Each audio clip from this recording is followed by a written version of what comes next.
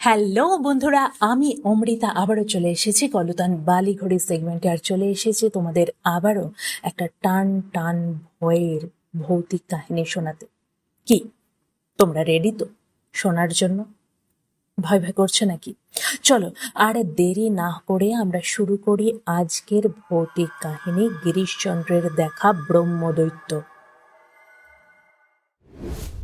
গিরিশচন্দ্র ঘোষের অশোক নাটকখানি ১৩১৭ সালে সর্বপ্রথম মিনার্ভা থিয়েটারে অভিনীত হয়। এই নাটক অভিনয়ের পূর্বে রিহার্সালের সময় যে ভৌতিক ঘটনা ঘটেছিল সেই কাহিনীটাই এখানে বলছি।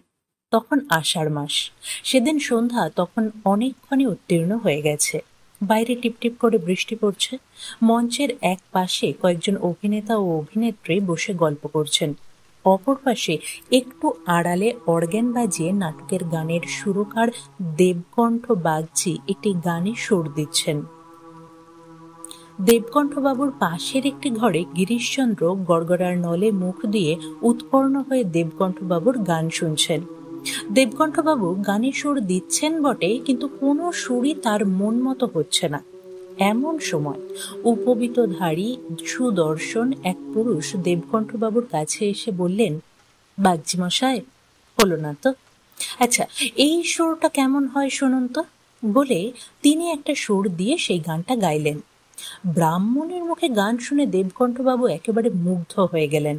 গানে মুগ্ধ হয়ে সঙ্গে সঙ্গে গিরিশচন্দ্র পাশের ঘর থেকে দেবকণ্ঠবাবুকে ডেকে জিজ্ঞাসা করলেন, কে গাইল হে? দেবকণ্ঠবাবু গিরিশচন্দ্রের কথার উত্তরে বললেন, এইকে চিনি না, ইনি এক অপরিচিত ব্রাহ্মণ।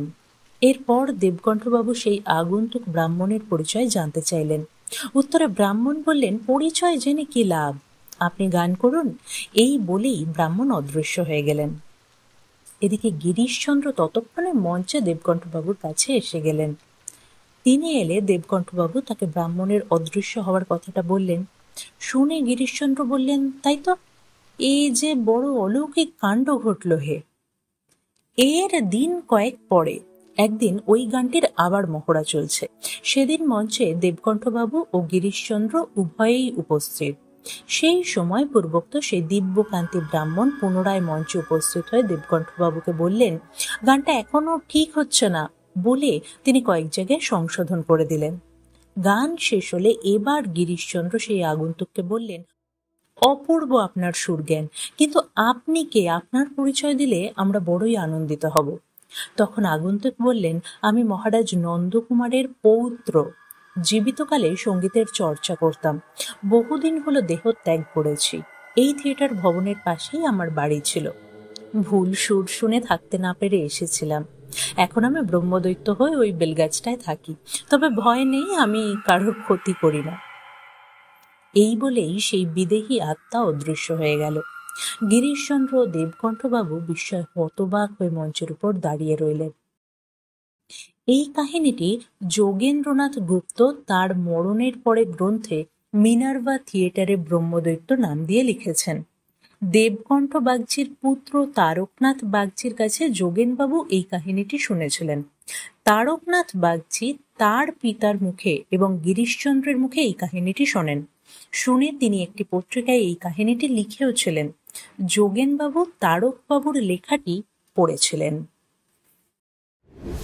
তো বন্ধু, কেমন লাগলো আমাদের আজকের পরিবেশনা? তোমাদের জন্যই কিন্তু আমাদের এই কাহিনী সম্ভার। তাই তোমাদের মতামত, তোমাদের কেমন লাগছে, সেই সমস্ত কিছু আমাদের কাছে অত্যন্ত গুরুত্বপূর্ণ। তোমরা আমাদের জানাও তোমাদের অভিব্যক্তি, তোমাদের মতামত নিচে কমেন্ট বক্সে। যদি ভালো লেগে থাকে আমাদের চ্যানেলটা, তাহলে কিন্তু অবশ্যই লাইক, শেয়ার, কমেন্ট এবং সাবস্ক্রাইব করতে ভুলো না।